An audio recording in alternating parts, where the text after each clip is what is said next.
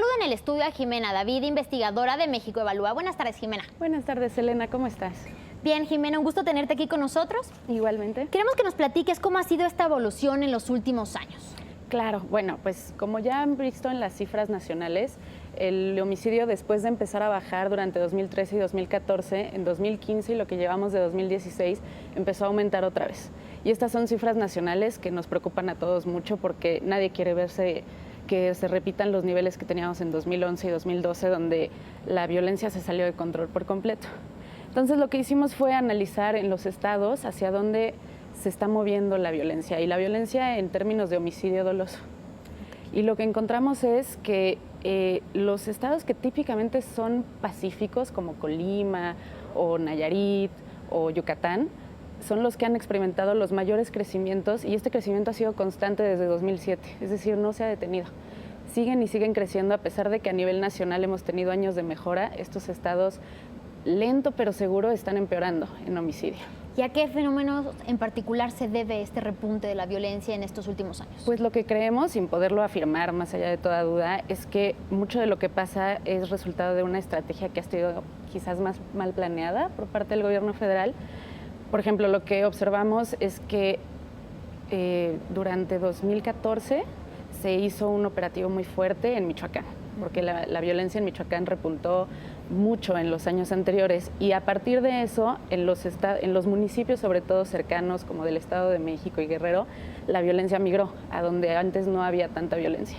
Y esto nos pasa en muchos lugares, que es algo que conocemos como efecto cucaracha, que es decir, cuando explota Chihuahua o explota Michoacán o Guerrero, pues todos nuestros recursos se mueven hacia allá, recursos económicos y recursos de personas, y entonces la violencia se mueve a otros lugares que están menos atendidos y que históricamente han tenido menos dinero, menos política pública al respecto, y es un lugar donde empieza a florecer lentamente.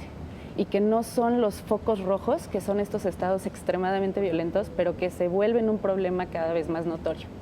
Ok, en ese sentido, ¿cuál ha sido el papel del gobierno para poder contrarrestar estos niveles tan altos de seguridad que estamos viendo en estos estados en específico y en la República en general? Pues en los estados que siempre han sido muy violentos, la estrategia ha sido meter ejército, meter recursos, meter marina, capacitar más policías, etcétera. Y en los otros estados, pues se solía tener una estrategia más o menos fuerte de prevención, pero que cada vez ha sido menos intensa quizás, y esto es lo que puede preparar a los estados que no son tan violentos para enfrentarse a problemas eventualmente o incluso a prevenirlos. Pero pues esto no ha sido tan fuerte como uno quisiera. Y quizás es un problema de que, bueno, tal vez no hay los recursos suficientes para atender a los 32 estados igual, pero pues no podemos descuidar los estados que se ven bien, porque pues eventualmente van a ser el mismo problema, y es un efecto dominó. Exactamente. ¿Cuál ha sido el papel de las autoridades de cada estado? Ellos han tenido contacto con los gobiernos. ¿Ustedes saben si ellos han intentado poder implementar ciertas estrategias para lograr que la delincuencia baje, o ellos simplemente están esperando que el gobierno federal actúe para contrarrestar la violencia? Bueno, pues eventualmente reaccionan. Tienes ciertas autoridades locales que atienden estos problemas de entrada, pero ya cuando estás hablando de crimen organizado, para una autoridad local es muy complicado atenderlo porque no tienen la capacidad ni los recursos para hacerlo. Entonces, claro, la coordinación entre la federación, los estados y los municipios es esencial para atender este problema. ¿Y qué sectores de la población han sido los más afectados con esta violencia? Estamos hablando de gente de clase alta, clase media, gente de bajos recursos. ¿A quién le afecta más? Eso en este estudio en particular no lo consideramos, pero históricamente sí se ha observado que las personas más afectadas por el homicidio son jóvenes, hombres, de escasos recursos. Ok, ¿cuál sería una estrategia que ustedes consideran que sería la correcta y que sería completa, que debe de implementarse a nivel federal para lograr que la violencia no siga en escala y que se vuelva a actuar de acuerdo a una estrategia de prevención y no nada más ya de atacar el problema cuando ya está ocurriendo? Claro, bueno, lo principal sería ver al país como un todo y no como una serie de incendios que tenemos que ir apagando, sino hacer una estrategia nacional de combate que contemple prevención y aparte tácticas especiales en cada localidad dependiendo de sus necesidades, porque bueno, la violencia viene de diferentes zonas, viene de diferentes estructuras y no toda la violencia es igual. Entonces se necesita también comprender, se necesita hacer diagnósticos adecuados para saber, bueno, aquí lo que necesitamos es más policía, aquí ya tenemos policía pero hay que capacitarla, bueno, aquí lo que necesitamos es reforzar prevención. Y primero, lo primero que necesitamos es un diagnóstico. ¿Y qué tipos de delitos son los que más tienen presencia en estos estados en los que repuntó la violencia? Homicidios, secuestros. Principalmente lo que estamos viendo es violencia de alto impacto, aunque aquí solamente estamos hablando de homicidio doloso.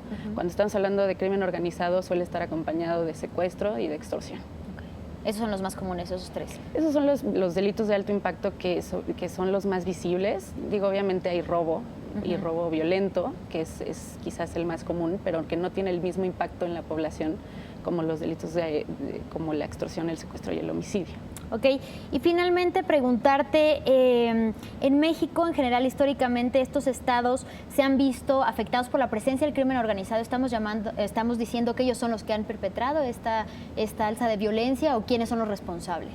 Bueno, justo lo que tenemos son dos grupos diferentes. Tenemos los estados que históricamente han sido violentos y que históricamente han tenido crimen organizado, como es Guerrero, como es Michoacán, y tenemos estos estados que son los que en este momento nos parecen un foco rojo, que históricamente no tenían estos problemas, que eran considerados pacíficos, que tenían tasas de homicidio bajas, incluso tasas de robo bajas, y que de pronto estamos viendo que crecen al 300% en 5 o 6 años, y bueno, eso es... No están ni siquiera preparados para atenderlo porque nunca tuvieron este problema antes. Y esos son los estados como Yucatán, como Colima, como Nayarit. Bien, muchísimas gracias, Jimena, por estar con nosotros aquí, investigadora de México Evalúa. Muchas gracias, Elena.